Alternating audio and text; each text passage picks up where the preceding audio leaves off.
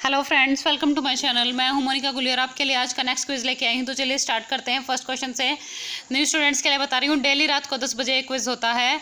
आप चाहें तो लाइव इसको अटेंड कर सकते हैं। लाइव चैट में सभी स्टूडेंट्स आंसर्स देते हैं। लाइव अटेंड किया कीजिए और अपने आंसर दिया कीजिए। वहाँ पर चाहें तो आप अपने कोई डाउट भी पूछ सकते हैं, क्योंकि मैं भी अवेलेबल होती हूँ। ओके, हमेशा की तरह सभी को बस 5 सेकंड का टाइम दिया जाएगा। उतने में सभी स्टूडेंट्स को नीचे लाइव चैट में अपने आंसर्स देने हैं। तो चलिए स्टार्ट करते हैं फर्स्ट क्वेश्चन से। कर्म का सिद्धांत किससे संबंधित है? बताइए। अब काफ़ी इंपॉर्टेंट क्वेश्चन है ये। ल्यूसेंट की जो बुक है उसमें तो स्पेशल इस पर एक टेबल है। तो बताइए कर्म का सिद्धांत किससे संबंधित है? ऑप्शन ए, बी, सी या डी। जल्दी से आंसर दीजिए। Only 5 seconds. चलिए टाइम अप होता है। इसका आंसर क्या होगा? मीमांसा। कर्म का सिद्धांत किससे संबंधित है? मीमांसा से संबंधित है। नेक्स्ट क्वेश्चन है, उपनिषद पुस्तक निम्न में से किस पर आधारित है?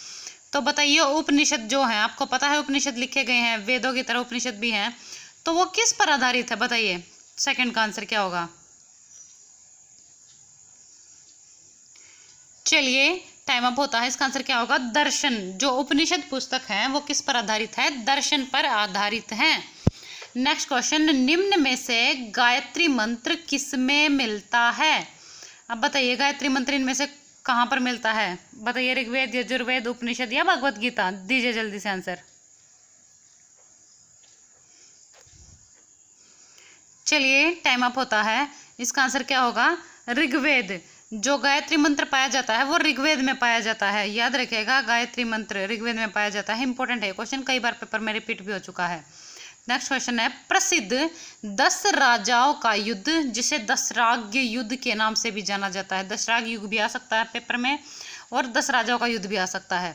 किस नदी के तट पर लड़ा गया? अब बताइए, किस नदी के तट पर लड़ा गया? ये क्वेश्चन भी बहुत ज्यादा बार रिपीट हो चुका है। बताइए क्या होगा इसका आंसर? चलिए टाइम अप होता है। इसका आंसर क्या होगा? परुष्णी। प्रसिद्ध 10 राजाओं का युद्ध या दशराग युद्ध है जो परुष्णी नदी के किनारे लड़ा गया था। आर्य भारत में आकर सर्वप्रथम कहाँ बसे थे?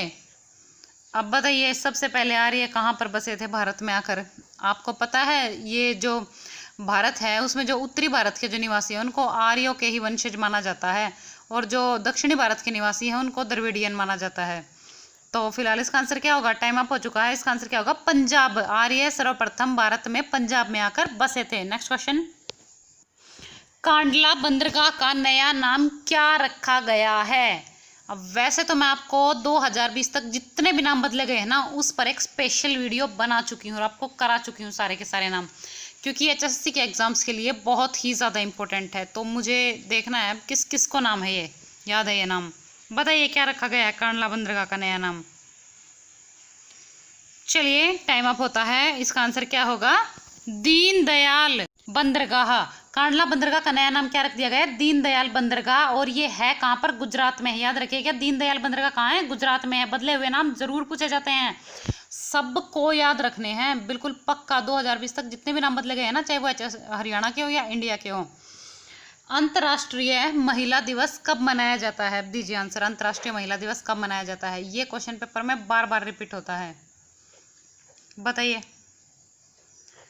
चलिए टाइम अप होता है। इसका आंसर क्या होगा? 8 मार्च। अंतर्राष्ट्रीय महिला दिवस 8 मार्च को मनाया जाता है। लेकिन अगर पूछा जाए राष्ट्रीय महिला दिवस कब मनाया जाता है, तब वो 13 फरवरी को मनाया जाता है। ओके, 13 फरवरी को। और किसकी याद में? सरोजनी नायडू की याद में मनाया जाता है 13 फरवरी को राष्ट्रीय महिला दिवस। तो कंफ्यूज मत होइएगा, अंतर्राष्ट्रीय पूछा जाए तो 8 मार्च और राष्ट्रीय पूछा जाए तो 13 फरवरी।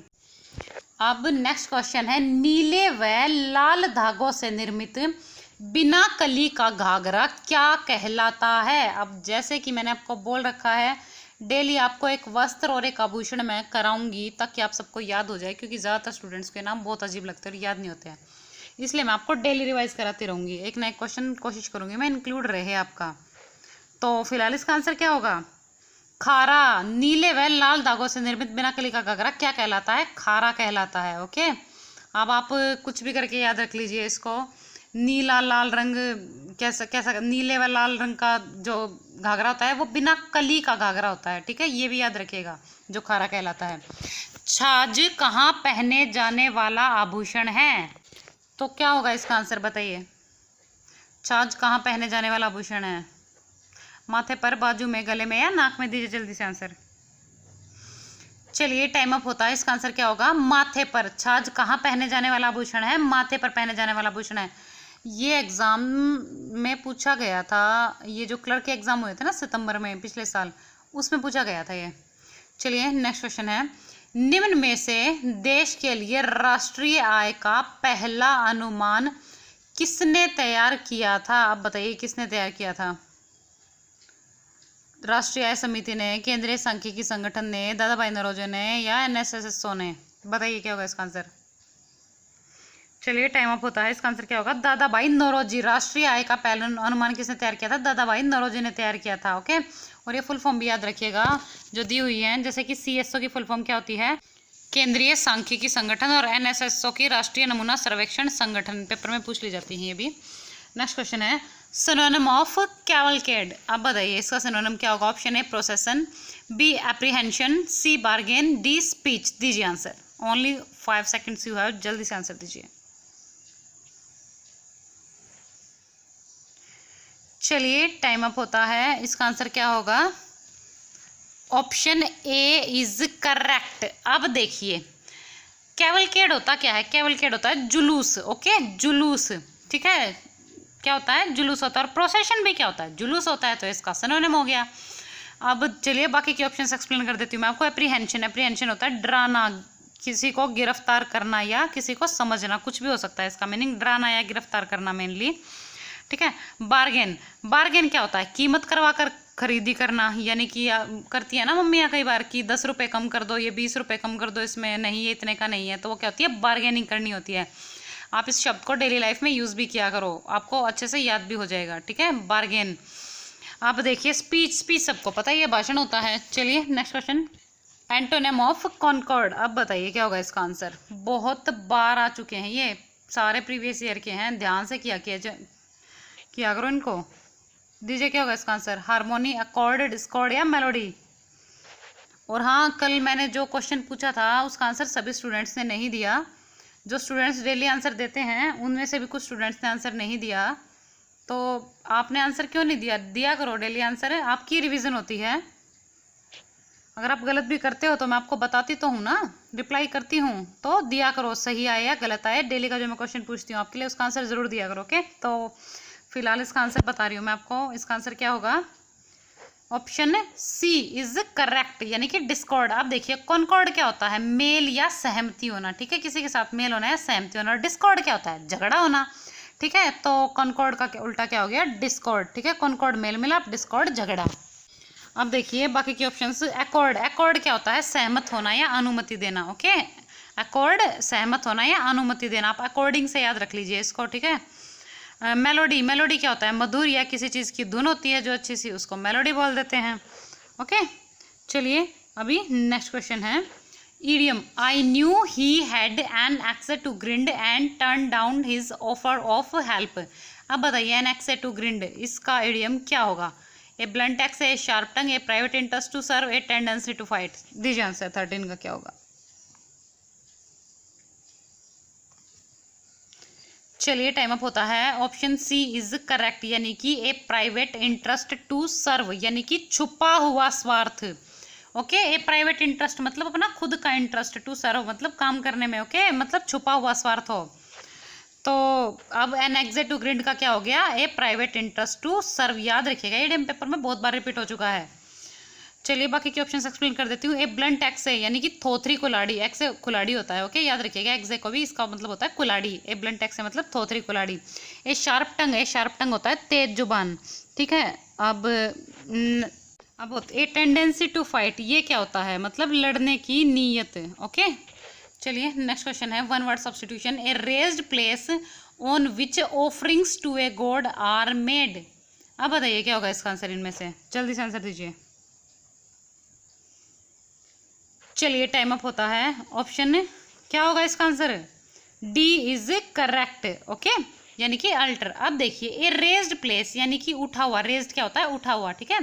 रेज्ड प्लेस ऑन विच, जिस पर, ऑफरिंग्स यानी कि जो हम ऑफर करते हैं, ऑफरिंग्स मतलब चढ़ावा एक तरीके से, ठीक है, चढ़ावा, टू ए गॉड भगवान जी को, आर मेड, ठीक है, मतलब बनाया गया है। तो यानी कि एक ऊंचा सा स्थान जिस पर चढ़ावा चढ़ाने के लिए भगवान को बनाया गया है, ठीक है। कोई भी ऊंचा सा स्थान होता है ना, चढ़ावा भगवान जी के आगे कुछ बना देते हैं, फिर उस पर कुछ कुछ लोग फ्रूट्स वगैरह पैसे वगैरह चढ़ाते हैं, ठीक है, तो उसको क्या बोलते हैं, आल्टर बोलते हैं। ओके, चलिए बाकी के ऑप्शन एक्सप्लेन कर देती हूँ। मम्मी, मम्मी एक तो मम्मी क्या होती है, वो जो मिस्र में पाई जाती है ना, सबको पता है, देखी होगी मूवीज में आपने। नेक्स्ट है चैपेल, अब ये होता है गिरजाघर, ओके, गिरजाघर। नेक्स्ट है आर्चीव्स, आर्चीव्स क्या होता है, ऐतिहासिक अभिलेख जो होते हैं ना, उन्हें आर्चीव्स बोल देते हैं। नेक्स्ट है who was developer of Python language. अब आपको पता है पाइथन लैंग्वेज पेपर में बहुत ज़्यादा पूछी जाने लगी है, इसलिए मैंने सोचा कि पाइथन लैंग्वेज का सबसे पहले एक बेसिक सा क्वेश्चंस डालती हूँ आपके लिए, ठीक है, उसके बाद एक दो क्वेश्चंस इंक्लूड किया करेंगे, ठीक है। तो बताइए who was developer of Python language क्या होगा इसका answer, Guido van Rossum, okay, ये थे पाइथन लैंग्वेज के डेवलपर थे। नाम याद रखिएगा इसका, क्योंकि पाइथन लैंग्वेज आपको पता है जैसे एग्जाम के लिए आजकल कुछ ज़्यादा ही बड़ा टॉपिक बन चुका है। नेक्स्ट क्वेश्चन, उज्जैन किस नदी के किनारे बसा है, वेरी वेरी इंपॉर्टेंट क्वेश्चन। जितने भी शहर हैं वो किस किस नदी के किनारे बसे हैं, सबका पता होना चाहिए आपको। जल्दी हम इंडियन जीके स्टार्ट करेंगे टॉपिक वाइज। फिलहाल मैं आपकी हिंदी या हरियाणा जीके सोच रही हूँ टॉपिक वाइज स्टार्ट करने की, जैसे कि आपको थ्योरी करा दूँ पहले और उसके बाद उसी से रिलेटेड आपका क्विज का टेस्ट लूँ। तो इस टाइप से मैं सोच रही हूँ, इससे क्या होगा, आपकी थ्योरी भी हो जाएगी और क्वेश्चंस की भी रिवीजन होती रहेगी साथ साथ। तो हिंदी या हरियाणा जीके स्टार्ट करूँगी, अगर आपकी कोई इच्छा हो तो आप कमेंट बॉक्स में मुझे बता सकते हैं, लेकिन बाद में, अभी लाइव चैट में नहीं। तो इसका आंसर क्या होगा, शिप्रा। उज्जैन शिप्रा नदी के किनारे बसा, और उज्जैन जो है ना वो मध्य प्रदेश में है, ये भी याद रखिएगा। पावक में कौन सी संधि है, अब बताइए पावक में कौन सी संधि है, सोच समझ के आंसर दीजिएगा। बताइए कौन सी संधि, आयादी, गुण वृद्धि या ऋण संधि है। चलिए टाइम अप होता है, इसका आंसर क्या होगा, आयादी संधि। अब मैंने आपको बहुत दिन से, मैं आपको 2-3 दिन से बता रही हूँ, जब भी कहीं पर आए, आय, अव या आव इस टाइप का शब्द आ जाए, देखिए बीच में आ रहा है ना, पे जमा आ जमा व, ओके, मतलब आ जमा व, आ गया ना, तो वहां पर हमेशा आयादी संधि होगी, ओके। नयन, शयन मैंने आपको कराया था, ठीक है, उनमें भी आय हो गया था और इसमें क्या हो गया, आव हो गया, तो कौन सी संधि होगी, आयादी संधि होगी। आई होप आप आयादी संधि समझ रहे होंगे। डेली मैं आपकी प्रैक्टिस भी करा रही हूँ, मैं आपकी प्रैक्टिस करा भी दूंगी, ठीक है, टाइम टू टाइम, कोई दिक्कत की बात नहीं है। हिंदी में तो आपके ज़्यादातर शब्दों की प्रैक्टिस हो ही जाएगी, कोई दिक्कत की बात है ही नहीं। सप्तऋषि में कौन सा समास है, बताइए सप्तऋषि में कौन सा समास है, इनमें से दीजिए आंसर। सप्तऋषि की संधि तो हम कर ही चुके हैं, फिलहाल समास बताना है कौन सा है। तो क्या होगा इसका आंसर, द्विगु। सप्तऋषि में द्विगु समास। अब द्विगु समास क्यों है यहाँ पे, सप्तऋषि यानी कि 7 ऋषि, ओके, 7 ऋषियों का समूह। जब कभी संख्या आ जाए, तो मैंने आपको बता रहा है, जब भी कभी पर संख्या आ जाए, 1 2 3 4 5 6 7 8 9 10 कुछ भी संख्या आ जाए, वहाँ हमेशा द्विगु समास ही होता है, ओके। चलिए नेक्स्ट क्वेश्चन है, निम्न में कौन सा वाक्य है, तेज चलो अन्यथा गाड़ी छूट जाएगी। अब बताइए कौन सा वाक्य है इसमें, संयुक्त है, मिश्र है, सरल है, निम्न में से कोई नहीं। मैं आपको इसकी प्रैक्टिस करा भी चुकी हूँ, सोच समझ के आंसर दीजिएगा। चलिए टाइम अप होता है, इसका आंसर क्या होगा, कौन सा वाक्य है ये, मिश्र वाक्य है। अब मैं आपको संयुक्त वाक्य में जितनी कंडीशन होती है ना, सारी याद करा चुकी हूँ संयुक्त वाक्य की तो, और इसलिए, पर, परंतु और अतः, वो तो होगी संयुक्त वाक्य की पहचान। मिश्र वाक्य की पहचान मैं आपको बता चुकी हूँ कि क्योंकि आ जाए या फिर जहां पर शर्त हो। अब देखो शर्त क्या है, आपको तेज चलना पड़ेगा अन्यथा, यानी कि वरना गाड़ी छूट जाएगी, मतलब गाड़ी पकड़ने की शर्त क्या है, तेज चलना पड़ेगा, तो शर्त आ गई ना। जब कभी कहीं पर शर्त आ जाए इस टाइप के सेंटेंस में, कौन सा वाक्य होता है, मिश्र वाक्य होता है, ओके। आई होप आप समझ गए होंगे। चलिए अभी नेक्स्ट क्वेश्चन, चांद सा मुखड़ा में कौन सा अलंकार है, अब बताइए कौन सा अलंकार है चांद सा मुखड़ा में, दीजिए आंसर। उपमा है, रूपक है, श्लेष है या अतिशयोक्ति है। चलिए टाइम अप होता है, इसका आंसर क्या होगा, उपमा अलंकार। चांद सा मुखड़ा में उपमा अलंकार है। जब भी किसी चीज की कंपैरिजन किसी से की जाए तो वहां हमेशा उपमा अलंकार होता है, ओके। फिर भी अगर आप यदि कभी कभी कंफ्यूज हो भी जाओ तो एक चीज याद रखिएगा, जब कहीं कहीं पर सा, जो, जनु, जो ही, ठीक है। इस टाइप के शब्द आ जाए ना, वहाँ हमेशा आपको उपमा अलंकार ही मिलेगा। अब देखिए चांद सा मुखड़ा सा रहा है ना, तो ये उपमा अलंकार हो गया। ठीक है, तो जो ही जैसा जो जनु इस टाइप के शब्द आ जाए ना, तो वहाँ पर उपमा अलंकार होता है, या फिर सा आ जाए। और दूसरा मेथड मैं आपको बता ही चुकी हूँ कि जब कभी किसी की कंपैरिजन की जाए तो वहाँ पर उपमा अलंकार होता है। आई होप आप समझ गए होंगे उपमा अलंकार। नेक्स्ट क्वेश्चन, अब ये आपके लिए है, जिसका आंसर आपको मुझे बाद में कमेंट बॉक्स में देखे जाना है। ओके, देखिए आप डेली जो स्टूडेंट्स आंसर देते हैं, कल सबने आंसर नहीं दिया था, मैंने चेक किया था। ओके, तो सभी स्टूडेंट्स आंसर्स दिया करो। जो डेली स्टूडेंट्स आते हैं, लाइव आते हैं और आंसर्स देते हैं, कम से कम उनका तो मैं वेट करती हूँ कि वो तो ज़रूर answer they.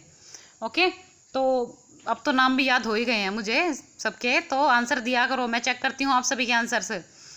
He should face the music for what he did, बताइए क्या होगा इसका answer. Get finished, get reprimanded, feel sorry, listen to the music. अब दीजिए, आपको पता है वो क्या, मैं वही पूछती हूँ जो मैं आपको करा चुकी होती हूँ किसी ना किसी क्विज में, और आपकी रिवीजन के लिए ही पूछती हूँ, ताकि आपके इंग्लिश के क्वेश्चंस अटेम्प्ट हो जाएं अच्छे से, आपके मार्क्स ना कटे। अब देखिए इंग्लिश और हिंदी के तो आपके मार्क्स वैसे भी कटने ही नहीं वाले हैं, क्योंकि मैं डेली आपकी प्रैक्टिस कराती रहती हूँ, आपको भूलने ही नहीं देती कोई चीज़। अगर आप भूलते हो तो मैं फिर उस चीज़ को ले आती हूँ, बीच बीच में डालती रहती हूँ। तो हिंदी के तो वही हमारा टारगेट है कि हमें फुल मार्क्स कवर करने हैं। ओके, तो इंग्लिश पे भी थोड़ा जोर दो। जीएस तो आपको पता है कहीं से कुछ भी आ जाएगी, कई बार ऐसा होता है कि एक आधा क्वेश्चन ऐसा आ जाता है जो आपको नहीं भी पता रहता, तो कम से कम जो फिक्स चीज़ें हैं उनको तो अच्छे से करो। तो नीचे कमेंट बॉक्स में आंसर देना है सभी को इसका। ओके, ऑफलाइन नीचे कमेंट बॉक्स में, लाइव चैट में नहीं। तो चलिए, जब आप सभी स्टूडेंट्स जल्दी से अपना स्कोर टाइप कर दीजिए जल्दी, और जिसने अपना स्कोर टाइप कर दिया है वो वीडियो को लाइक कर दीजिए। ओके, लाइक कर दीजिए वीडियो को ज़रूर। और हाँ, जो न्यू स्टूडेंट्स हैं वो चैनल को सब्सक्राइब कर लीजिए, और साथ में बेल आइकन ज़रूर दबा लीजिए। डेली रात को 10 बजे लाइव टेस्ट होता है, आप चाहे तो अटेंड कर सकते हैं। ओके, तो सब्सक्राइब कर लीजिए और बेल आइकन दबा लीजिए। और बेल आइकन में 3 ऑप्शंस मिलेंगे, जिसमें ऑल का ऑप्शन होगा, आपको उस पर क्लिक करना है, वरना आपको डेली वीडियो की नोटिफिकेशन नहीं भी मिलेगी।